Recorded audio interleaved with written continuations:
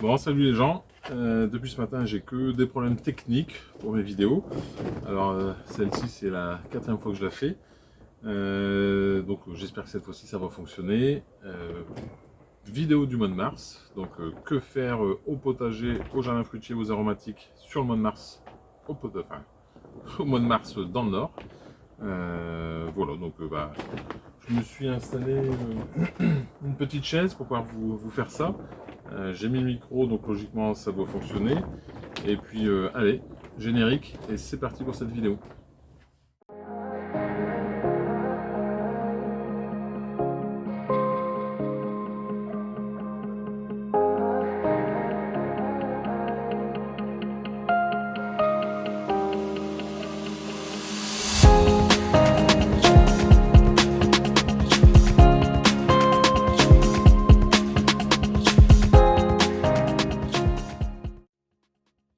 Alors, que faire au mois de mars au potager? Alors le mois de mars, avec le retour du soleil, de la chaleur, des températures, il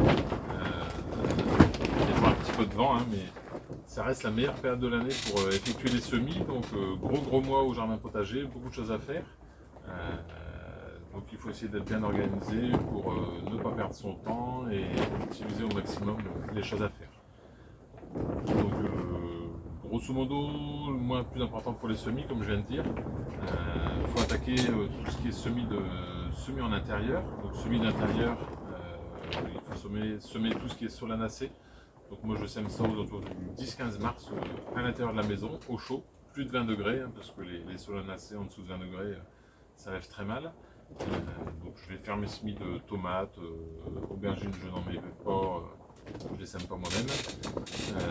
Tomates, je suis perdu.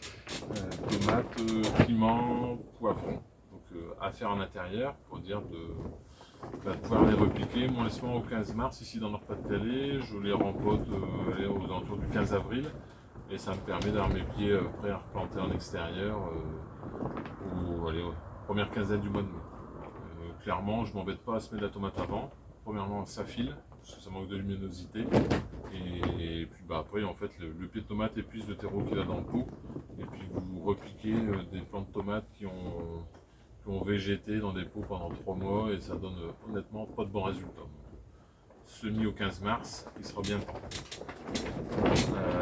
Donc ça c'est vraiment pour les semis en intérieur dans la maison. Les seuls semis que je fais ici dans le nord à l'intérieur. À la suite de ces semis en intérieur, on peut venir faire les semis ici dans la serre. Donc dans la serre, j'ai mis un petit thermomètre tout à l'heure, je pense qu'on va être déjà là ici aux alentours d'une vingtaine de degrés.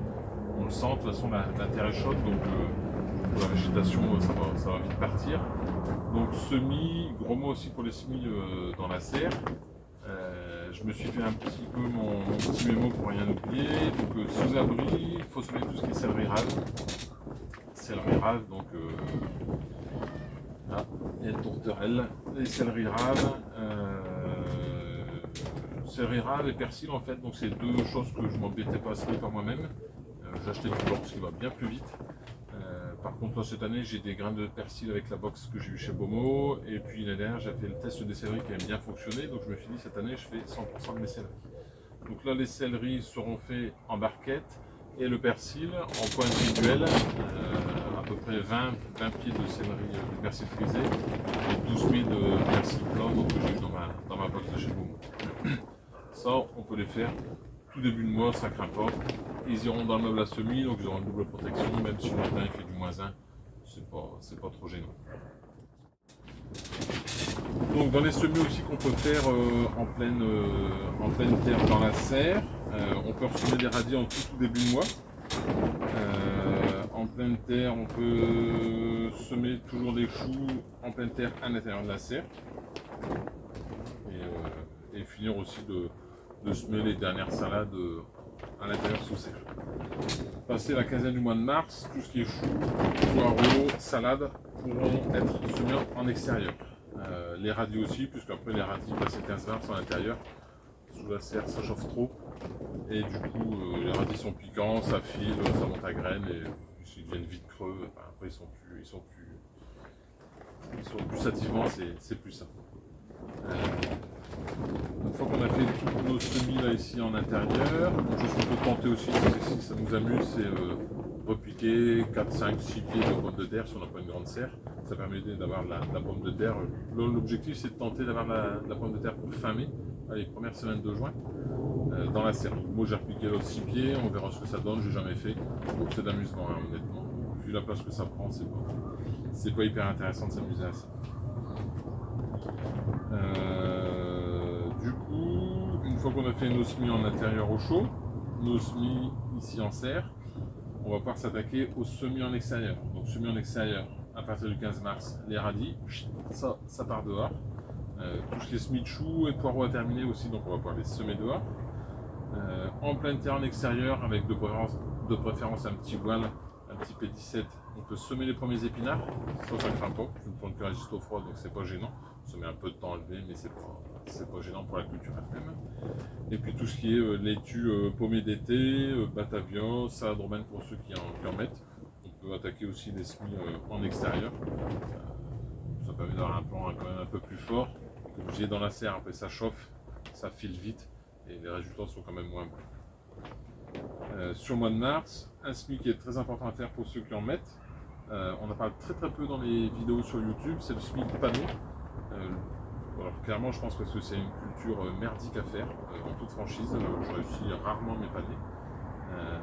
Donc le pané, le top c'est semer ça aux alentours du 15 mars, sur une terre fraîche, maintenir l'humidité pendant toute la durée de germination du pané. Donc le pané c'est une galère, ça peut mettre jusqu'à 4 semaines avant de germer.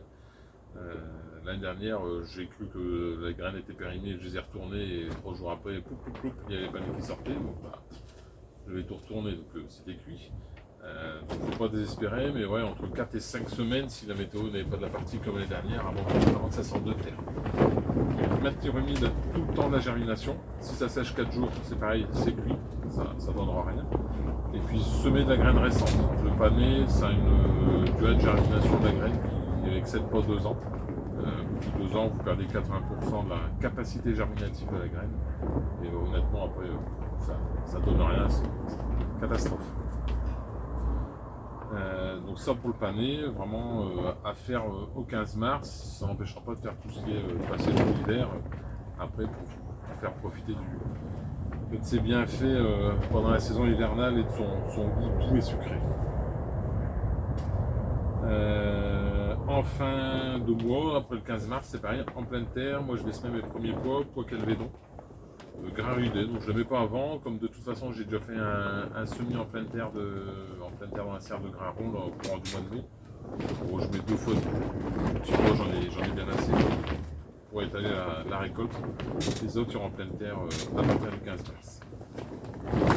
Bon voilà globalement les semis à faire sur le mois de mars. Non, j'ai oublié une chose très importante, les carottes aussi qu'on peut semer à partir du 15 mars en extérieur. Pareil, je conseille le voile de forçage plié en 2 sur le semis de carottes.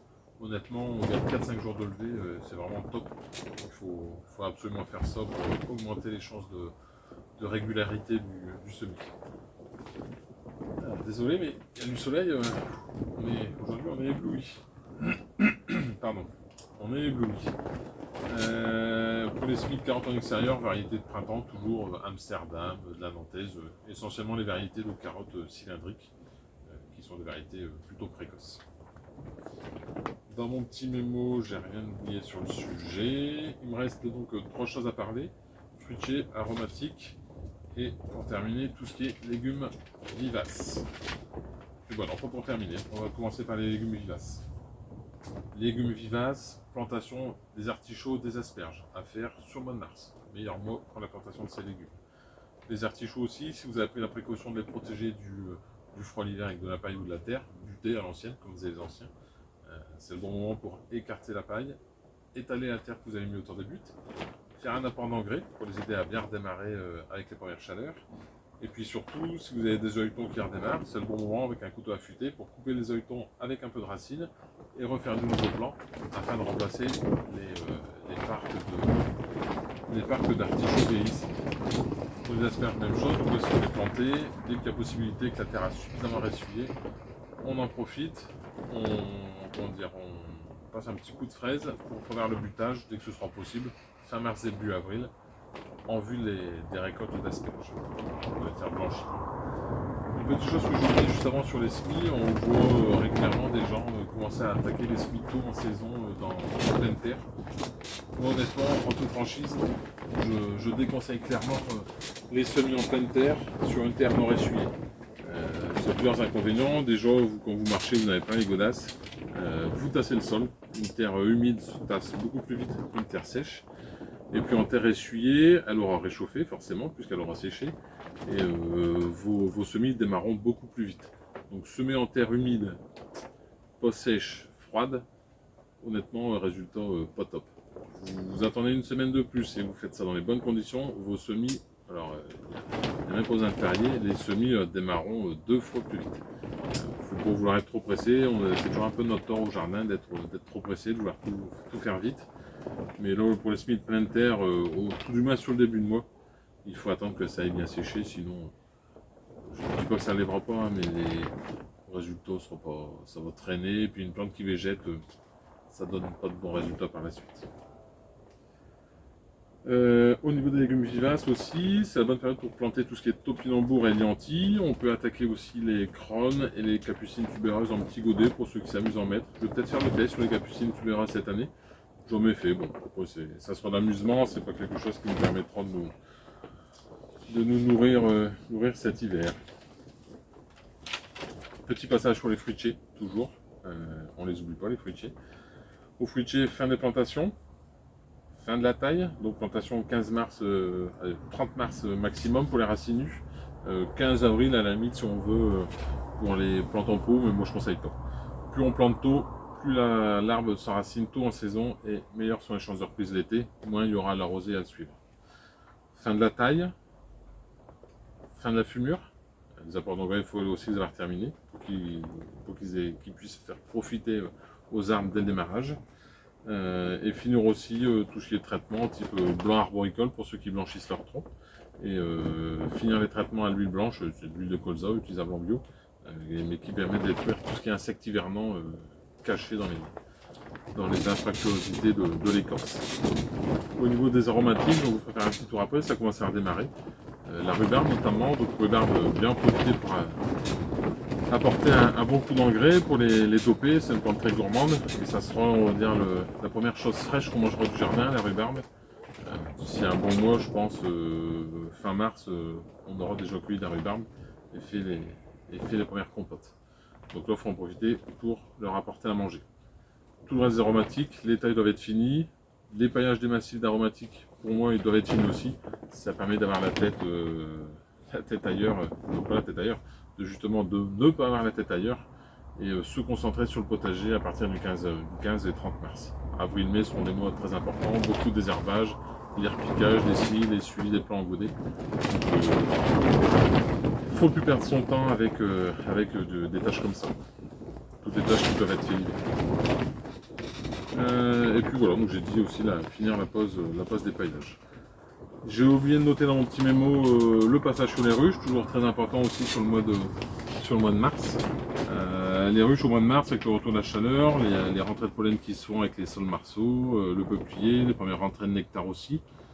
On aura les premiers, les cerisiers qui commenceront à fleurir et à pêcher, donc les abeilles vont aller chercher du nectar. En fonction de la météo, sur la fin du mois de mars, il faudra faire les premières visites de printemps, vérifier qu'il y a suffisamment de place, que les reines pondent normalement. Donc il y a un peu de boulot aussi à ce niveau-là. La saison va vraiment commencer à redémarrer à partir de fin mars. Tout dépend après des conditions de météo, c'est comme le potager. Des fois on peut pas faire quelque chose, on ne peut pas. On se plie à la météo et puis on fait en fonction des possibilités et des fenêtres météorologiques qui s'offrent à nous. Voilà, donc je ne sais pas combien va faire la vidéo, j'espère qu'elle n'est pas trop longue, j'essaie de faire un petit peu plus court que d'habitude, mais je suis très bavard, c'est un de mes gros défauts. En tout cas, je vous souhaite à tous à très bientôt pour la prochaine vidéo. Bienvenue aux nouveaux qui découvrent, qui découvrent ma chaîne via cette vidéo. Je suis surpris, mais bon, ça continue de bien monter. Donc là, on est parti pour les 1500 abonnés, je pense, d'ici une semaine. Je m'étais mis un petit objectif personnel parce qu'il faut toujours s'en mettre dans la vie de 2000 abonnés à fin mars. Je pense que l'on y sera. Et puis j'ai hâte de pouvoir vous faire voir un peu tout tout ce que vont donner ces premiers semis, comme tout le monde, on attend une chose, c'est que ça redémarre au jardin. Alors surtout, abonnez-vous, likez la vidéo, posez-moi des questions dans les commentaires, j'y répondrai avec grand plaisir. Et je vous souhaite à tous une bonne fin de journée et à très bientôt. Allez, tchuss les gens!